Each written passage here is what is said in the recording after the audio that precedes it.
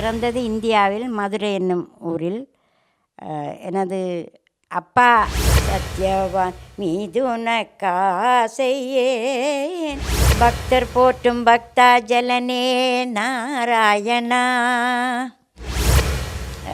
வீரமணி ஐயர் ஒரு பாட்டு போட்டு அவர் இசையமைச்ச பாடலும், நெஞ்சில் உந்தன் நம்பர அஞ்சி அஞ்சி நடந்து வந்தேன். அம்மா தான் எனக்கு ஆரம்ப பாடம். உன்னழகை கன்னியர்கள் சொன்னதினாலே, உள்ளமெல்லாம் உன்பசமாயானதினாலே, அழியாத காதலே மகிழ்வோமே கண்ணா. 2 பேரும் சேர்ந்து செய்த கலை யாருக்குமே கிடைக்காது என்பது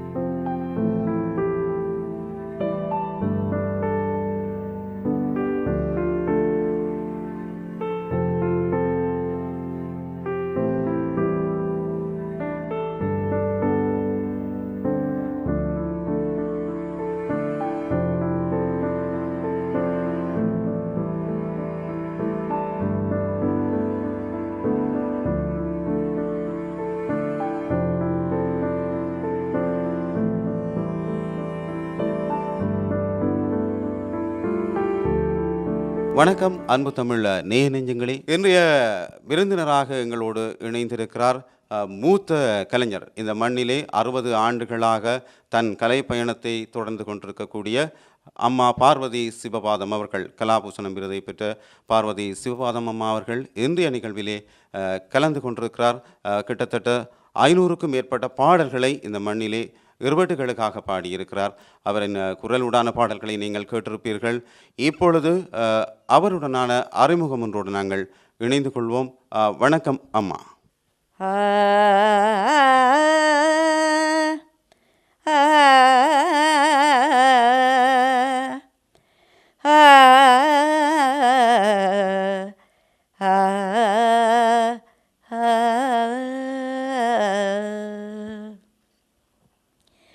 குயிலே குயிலே குயிலே உனக்கனந்த கோடி நமஸ்காரம், குமரன் வர கூவுவாய் நீ, குமரன் வர கூவுவாய். மலர் மாங்கனி சோலையிலே, மலர் மாங்கனி சோலையிலே, மருவி என்னையே பிரிந்த குமரன் வர கூவுவாய் நீ, குமரன் வர கூவுவாய். வருவார் வருவார் என்றே வழி பார்த்து விழி சோர்ந்தேன். வருவார் வருவார் என்றே வழி பார்த்து விழி சோர்ந்தேன். மாறும் தன்னை கள்ளலா வீரன் வர காணனே, மாறும் தன்னை கள்ளலா வீரன் வர காணனே, குமரன் வர கூவுவாய் நீ, குமரன் வர கூவுவாய். குயிலே உனக்கனந்த கோடி நமஸ்காரம், குமரன் வர கூவுவாய் நீ, குமரன் வரக்கூவாய். வணக்கம். நான் பிறந்தது இந்தியாவில் மதுரை என்னும் ஊரில். எனது அப்பா இங்கே யாழ்ப்பாணம் கீர்மலையில் பிறந்தவர். அவரது பேர் பொன்னிச்சாமி தேசிகர். எனது அம்மா மதுரை தான். அம்மாவோட பேரும் ராமலட்சுமி. எனது அம்மா அப்பா அவர்களோடு இங்கே இலங்கைக்கு வந்து இதுவரையில் என்னுடைய அம்மா அப்பாவோடு சேர்ந்து இந்த கலைத்தொழிலில் ஈடுபட்டு இசைப்பயணத்தை இன்னும் செய்து கொண்டிருக்கின்றேன். அம்மா ஒரு புராண நாடகங்களை நடித்த ஒரு சிறந்த நடிகையாகவும், அப்பாவும் நடிக்கக்கூடிய வல்லமையும் இருக்கின்றது. நல்ல ஒரு பாடகரும், ஹார்மோனியம் வாசித்து அவர் நாடகங்களில் புராண நாடகங்களில் வாசித்து வந்திருக்கிறார். ஆனபடியால் நானும் இந்த கலைத்துறையில் ஈடுபட வேண்டியதாக வந்துவிட்டது. அதோடு எனது கணவரும் எனக்கு தகுந்த மாதிரி அவரும் ஒரு பெரிய ஒரு தோல்வாத்திய கலைஞர், பெரிய மிருதங்க வித்வான் சிவபாதம் என்பவர். அவருடன் இணைந்து எனது இசைப்பயணத்தை செய்து கொண்டு இருக்கின்றேன். ஆமாம்மா, உங்களுக்கு ஒரு சிறந்த ஆரம்பம் என்று நான் நினைக்கிறேன் உங்கள் கலை பயணத்துக்கு. ஏனெனில் உங்கள் தாயார் அதன் ஆரம்பகர்த்தாவாக காணப்பட்டிருக்கிறார். சிறந்த நடிகையாக இருந்ததால் அது உங்களுக்கு ஒரு வாய்ப்பாக அமைந்திருக்கிறது. உங்களை அந்த துறைக்கு கொண்டு சென்றிருக்கிறது. அத்துடன் உங்கள் கணவரும் அப்படியான ஒரு துறையில் இருந்ததால் உங்களுக்கு ஒரு வாய்ப்பாக அமைந்திருக்கின்றதை நான் நினைக்கிறேன். ஆம், நீங்கள் இவ்வாறு இந்த பயணத்திலே ஈடுபட்டு கொண்டிருக்கிறீர்கள். உங்களுடைய பிள்ளைகள் எவ்வாறு இந்த கலைத்துறையோடு ஒத்துப்போகின்றார்களா? அவர்கள் இந்த பயணத்தில் எவ்வாறு ஈடுபட்டு கொண்டிருக்கிறார்கள்? எனது பிள்ளைகள் எல்லோருமே கலைஞர்கள் தான். மூத்தவர் அவர் சாதுவாக நாதஸ்வரமும் வாசிப்பர், பாடக்கூடியவர். ஆனால் அவர் இப்போது இல்லை, அவர் மாவீரனாகிவிட்டார். அடுத்த மகள், அவர் மூத்தவருக்கு சிவதாசன் என்று சொல்லுவோம். இரண்டாவது சிவதர்சினிங்கிறவள், அவள் ஒரு மிருதங்க டீச்சர், நல்ல பாடகியாகவும் என்னோடு சேர்ந்து இந்த குரூப்புகளில் எல்லாம் பாடியிருக்கிறாள். நல்ல சாரீர வசதியும் நல்லா பாடக்கூடியவள், ஒரு மிருதங்க டீச்சர். இந்தியாவிலேயே அவள் கர்நாடிக் கச்சேரிகள் நிறைய செய்திருக்கின்றாள். அப்படியானவ. அடுத்தவ சிவராதான்னு சொல்லி அவள் வயலின் வாசிக்கக்கூடிய வயலின் டீச்சர். அடுத்தது மகன் ஒரு ஆள் நாதஸ்வர கலைஞன். அவர் இப்பொழுதும் சிவசுதர், அவர் இப்பொழுதும் நாதஸ்வரம் வாசி கொண்டிருக்கின்றார். அடுத்தது சிவரூபன், அவர் ஒரு இசையமைப்பாளராகவும் நாதஸ்வர கலைஞராகவும் நல்ல ஒரு பாடகராகவும் அவர் இந்த கலையை செய்து கொண்டிருக்கின்றார். அடுத்தது பாகேஸ்வரி என்று எனது மகள், அவள் ஒரு டான்ஸ் டீச்சர், அவள் டான்ஸ் டீச்சராக கலையாற்றி கொண்டு. அடுத்தது கிருஷ்ணவேணிங்கிற மகளும் ஒரு பாடகியாக இருக்கிறார். அதாவது கிருசாந்தி, அவவும் ஒரு பாடகி.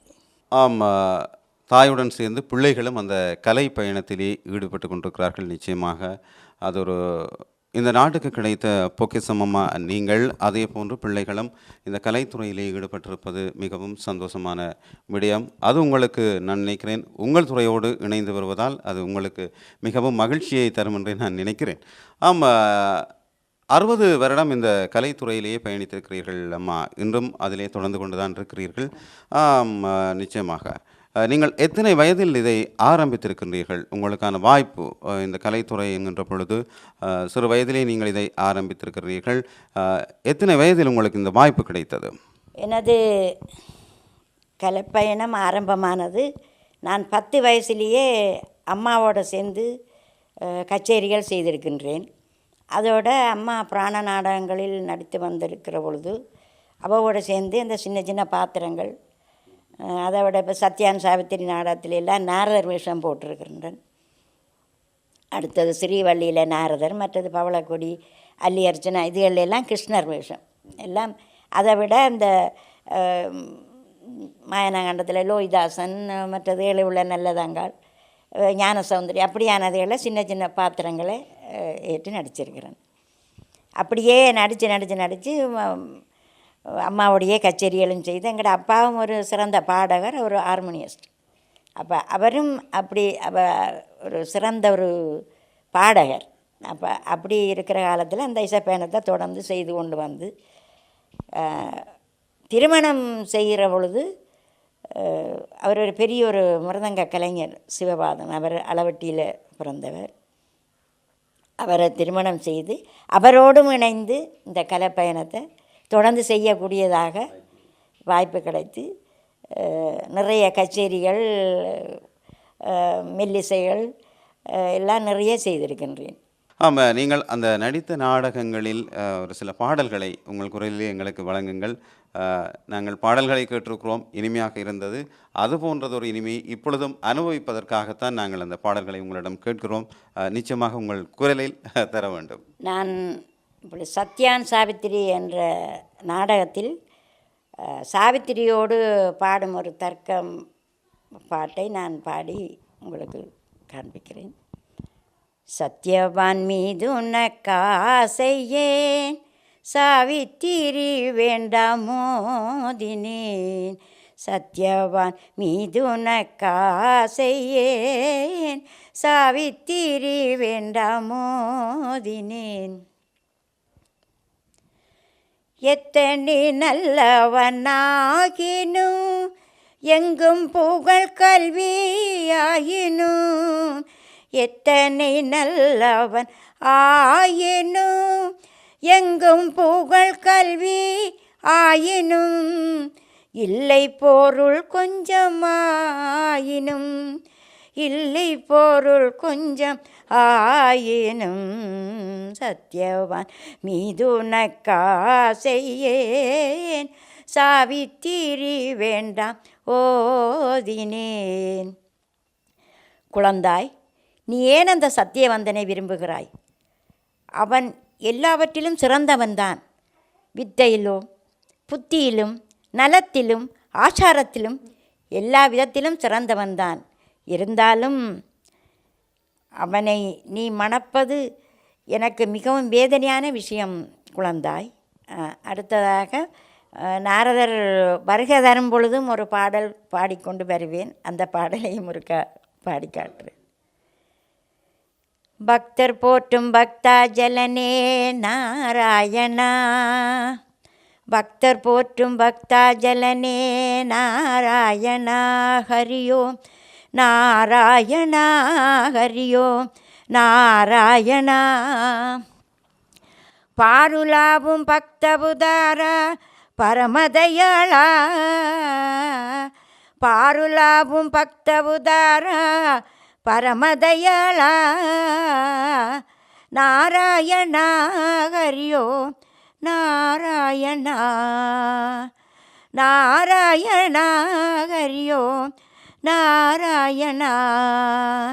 பக்தர் போற்றும் பக்தாஜலனே நாராயணா, ஹரியோ நாராயணா, ஹரியோ நாராயணா. இந்த பாடல் நாங்கள் நாடகத்தில் முதல் சீனுக்கு வருகை தரும் பொழுது நாரதர் இந்த பாடலை பாடிக்கொண்டு வருவேன். அடுத்ததாக சாவித்திரியை அந்த தேவியை பூஜை செய்ய சொல்லுவதற்கான ஒரு பாடல் இருக்கின்றது. தேவியை பூஜை செய்வாய் குழந்தாய், தீருமுன் பயமெல்லாம். சாவித்ரி தேவியை பூஜை செய்வாய், மூவுலகிற்கும் அவளே ஜெகன்மாதா, மூவுலகிற்கும் அவளே ஜெகன்மாதா. முழு மனதோடு நாள் தோறும் தவறாமல், முழு மனதோடு நாள் தோறும் தவறாமல் தேவியை பூஜை செய்வாய் குழந்தாய், தீருமுன் பயமெல்லாம். சாவித்ரி தேவியை பூஜை செய்வாய். இந்த பாடலை பாடி சாவித்திரியை தேவியை பூஜை செய்தால் அந்த சத்தியவான் உனக்கு கிடைப்பான் என்று சொல்லிவிட்டு நாரதர் செல்கின்றார். ஆமாம், மிக அருமையான பாடல்களை தந்திருக்கிறீர்கள் அம்மா. இத்தனை ஆண்டு காலம் இந்த பாடல்களை உங்கள் மனதிலே வைத்திருந்து எங்களுக்காக பாடி காட்டியிருக்கிறீர்கள். சிறு வயதிலே நீங்கள் நடித்த நாடகங்களில் இந்த பாடல்களை உங்கள் மனதிலே வைத்திருந்திருப்பீர்கள். அது எப்பொழுதும் உங்கள் ஞாபகத்திலே இருந்திருக்கிறது. மிகவும் அருமையான பாடலை வழங்கியிருக்கிறீர்கள். ஆமாம்மா, நீங்கள் இந்த ஈழத்து சினிமாவுக்காக பாடியதாக நான் அறிந்திருக்கிறேன். அந்த காலத்திலே உங்களுடைய மூத்த கலைஞர்கள், உங்களுடன் இணைந்து பணியாற்றிய மூத்த கலைஞர்கள் இருந்திருப்பார்கள். அவர்களுடனான அனுபவம், இந்த பாடல் தொடர்பான விளக்கத்தை எங்களுக்கு சொல்லுங்கள். ஆமாம், ஈழத்து படத்தில் ஒரு பாட்டொன்று நான் பாடியிருக்கிறேன். ரகுநாதன் என்பவர்கள் தெய்வந்தந்த வீடு என்ற படத்தை எடுத்திருக்கின்றார். அந்த படத்தில் ரேலங்கி செல்வராஜா என்றவர் தான் கதாநாயகியும், கதாநாயகி ஒரு டான்ஸர், ரகுநாதன் அவர்கள் ஒரு நாதஸ்வர கலைஞராக நடிச்சிருக்கிறாங்க. அதில் வீரமணி ஐயர் ஒரு பாட்டு போட்டு அவர் இசையமைச்ச பாடலும் அதில் பாடியிருக்கிறேன். அதை விட கண்ணன் மாஸ்டரும் ஒரு பாடல் இசையமைச்சு அது கலாபதி சின்னசாமி அவர்கள் அவரும் சேர்ந்து பாடியிருக்கிறார். வீரமணியர் போட்ட பாடல், கொஞ்சி கொஞ்சி குயில் இசைக்க நெஞ்சில் உந்தன் நம்பர அஞ்சி அஞ்சி நடந்து வந்தேன் ஆசையுடன் நிமிந்து நின்றேன் கொஞ்சி கொஞ்சி குயில் இசைக்க நெஞ்சில் உந்தன் எண்ணம் வர. இந்த பாட்டை நான் மறந்து விட்டேன். இந்த பல்லவி மட்டும் பாடியிருக்கிறேன். மற்றது தனிப்பாடல் ஒன்று இருக்கிறது.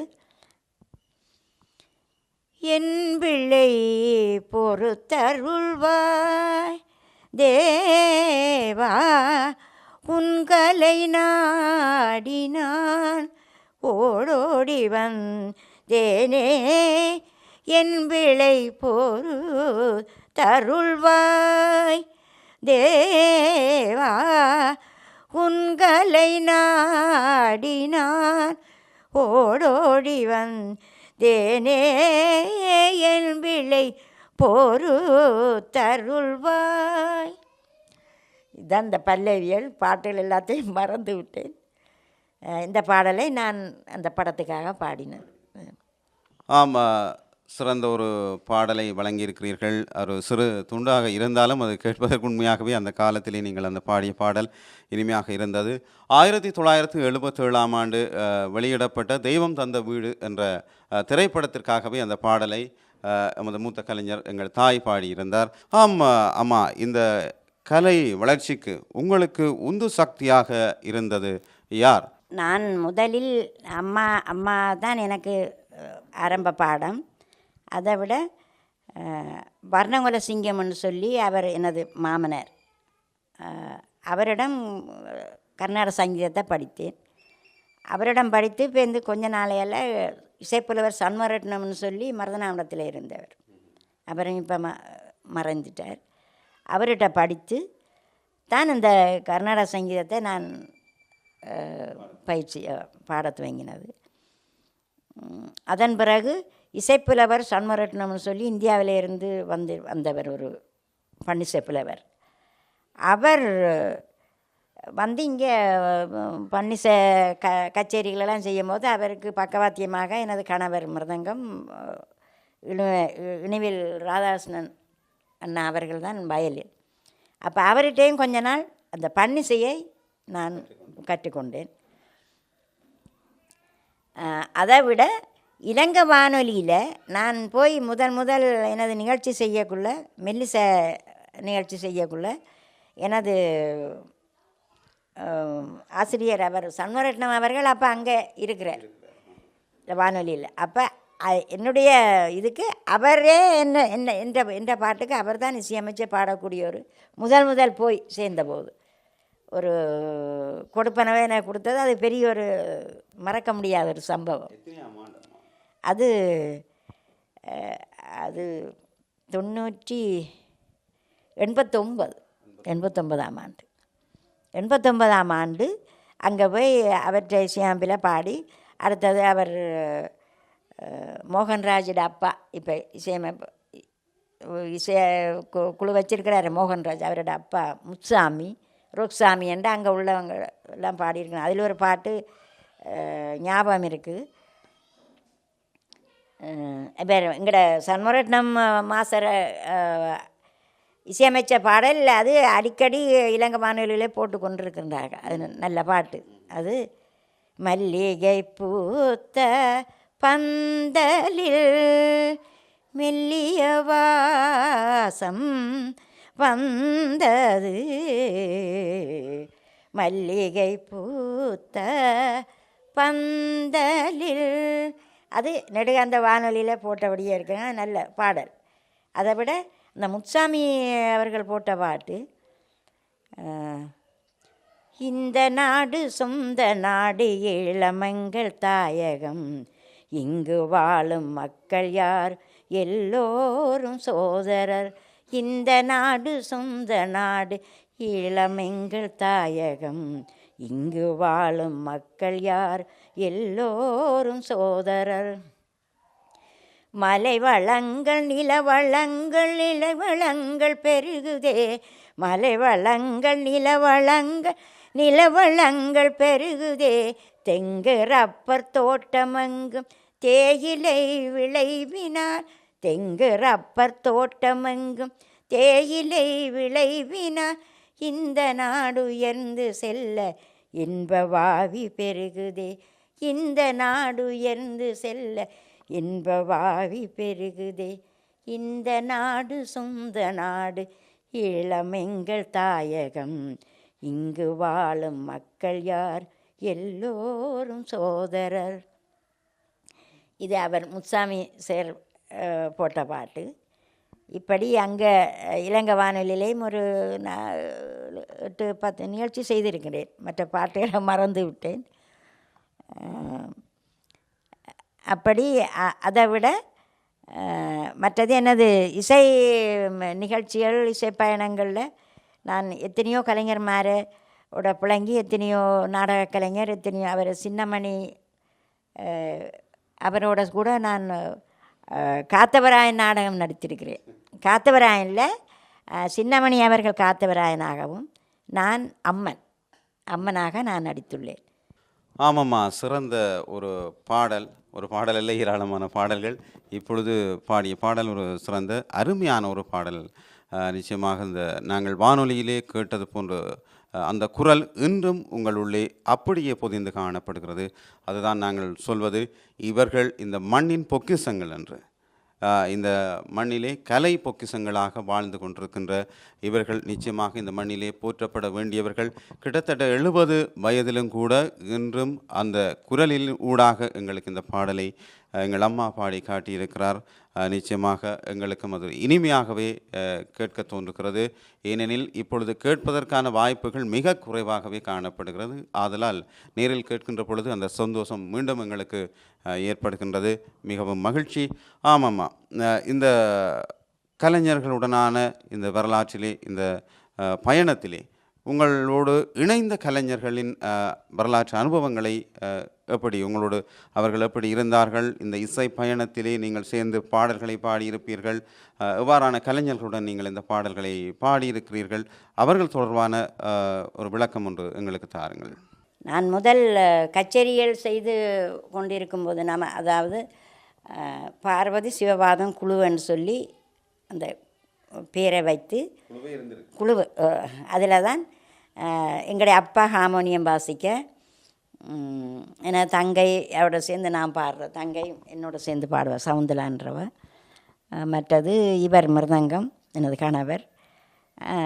அடுத்தது மோர்சிங் தபேலா. மற்றது சிலவெல்லாம் கண்ணன் மாஸ்டர் கூட சாய்பாஜா வாய்ச்ச காலம் உண்டு. அப்போ அதெல்லாம் மற்றது சிவபாதம் இருந்துட்டு வாசிப்பார்.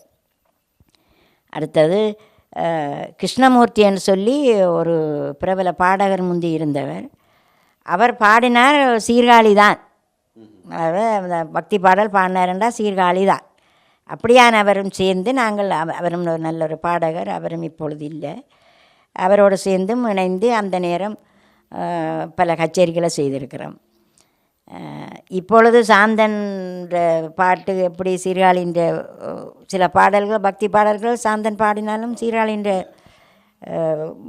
குரல் இருக்கின்றது. அதே மாதிரி அந்த நேரம் சீர்காழி தான். அவன் மோர்சிங்கையும் போட்டு மோர்சிங் வாத்தியத்தையும் போட்டு எல்லாத்தையும் செய்ய கொண்டு வர சரியாக சீர்காழி மாதிரியே இருக்கும். அப்படியான ஒரு பாடகர் அவர். அப்போ அந்த நேரம் அந்த கலைஞரோடு சேர்ந்து எனது கச்சேரிகளை நிறைய செய்திருக்கிறேன்.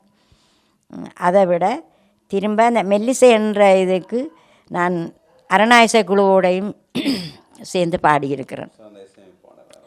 அரணாயிசை குழுவோடு பாடுற பொழுது தான் எனது மகளும் சேர்ந்து பாடினவ தர்ஷினி என்று. அவள் தான் மிருதங்க டீச்சர். அவளும் நல்ல குரல் வளம் கொடுத்தவ. இப்போ அவளும் இல்லை.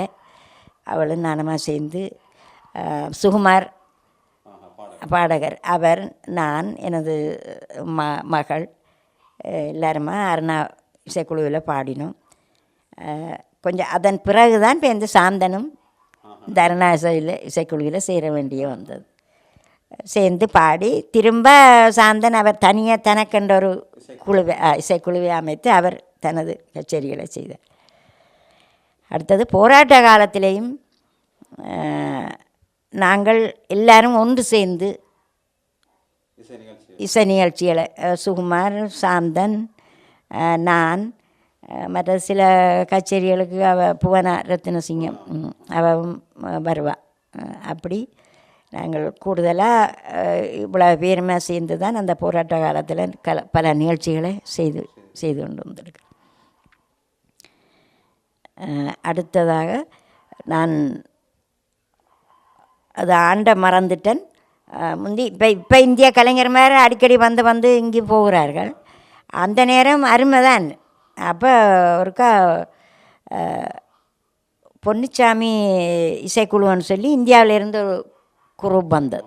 இசைக்குழு வந்த நேரம் நாங்களும் அந்த கச்சேரியில் கேட்போம்னுட்டு போனது. அப்போ நாங்கள் ராதாகிருஷ்ணன் எனது கணவர் நாங்கள் சேர்ந்து கச்சேரி செய்கிற காலம் அந்த நேரம். அப்போ நாங்கள் போயிருக்க எல்லாருமா என்ன கேட்டார்கள், இவர்களோடு சேர்ந்து ஒரு பாட்டு பாடுங்க என்றால் எனக்கு அது என்னவா இருந்தாலும் அது அவங்களோட சேர்ந்து பாட எனக்கு ஒரு பயம் மாதிரி.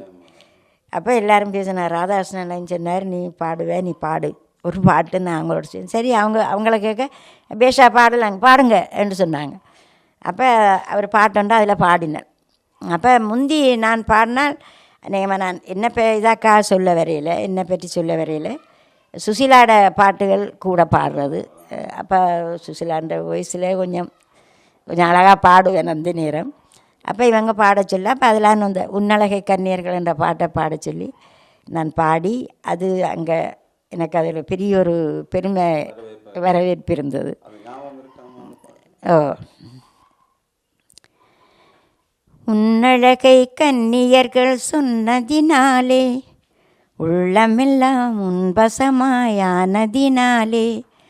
கன்னி எந்தன் மீதில் ஆசை கொண்டதினாலே காரியம் நிறைவேறும் எந்தன் எண்ணத்தைப் போலே உன்னழகை கன்னியர்கள் சொன்னதினாலே உள்ளமெல்லாம் உன்பசமாய் ஆனதினாலே கன்னி எந்தன் மீதில் ஆசை கொண்டதினாலே காரியம் நிறைவேறும் எந்தன் எண்ணத்தைப் போலே பொன் போலே மின்னும் மன்னா உன் அங்கம் கண்ணாலே கண்டாலே பேரின்பம் பொங்கும்.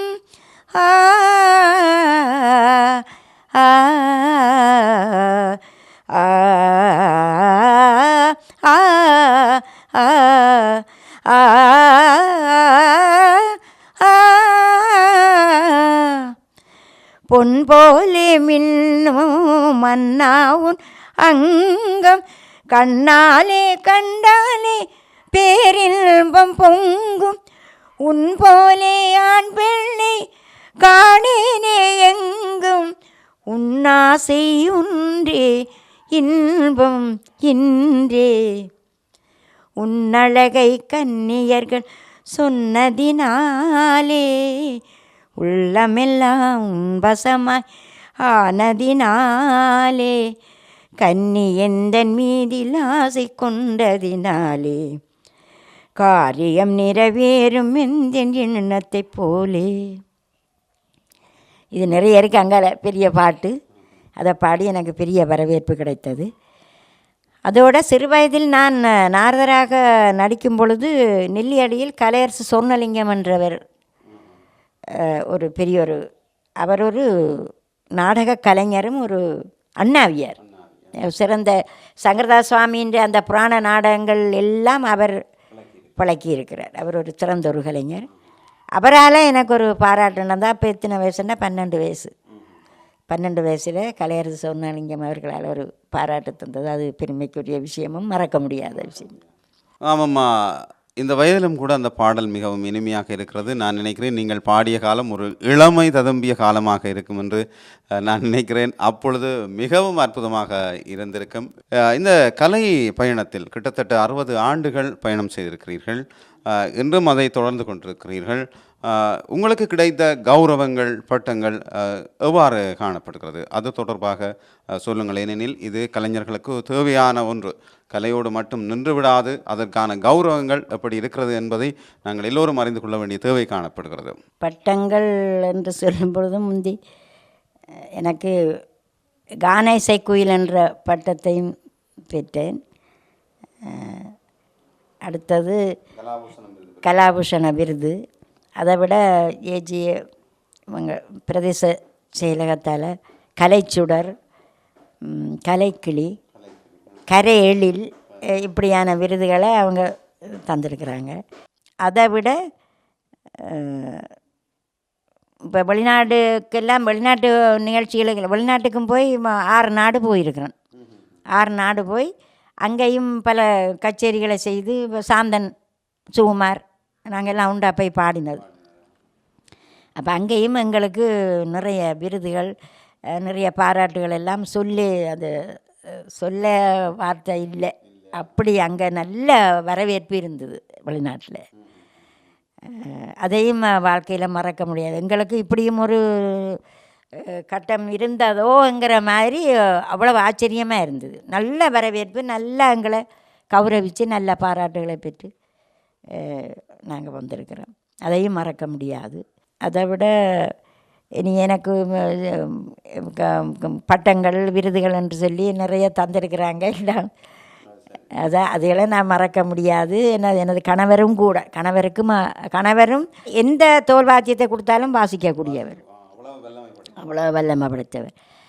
அடுத்தது அந்த மோர்சிங்க எல்லாம். அடுத்தது அந்த கொன்னக்கோலன்னு சொல்லி வாயால் சொல்கிறது, ஜதி நட சொல்கிறது, அதையும் அவர் தான். இப்போ தாளவாத்திய கச்சேரி அப்படி இப்படின்னா அவர் நல்லா சொல்லுவார். அதில் அப்படி ஒரு பெரிய ஒரு கலைஞன் அவர். எனக்கு கணவராக கிடைச்சது நான் ஒரு பெரிய ஒரு கொடுப்பன. எனக்கு அது நான் மறக்கவே இல்லாது. இப்போ அவர் இல்லை, அது மனதுக்கு ரொம்ப வேதனையான விஷயம். அவர் இன்னும் ரொம்ப காலம் இருந்திருக்க வேணுமென்று நான் ரொம்ப வேதனைப்படுறேன். அது அப்படி அவர் அதே எனக்கு ஒரு பெரிய ஒரு கொடுப்பன.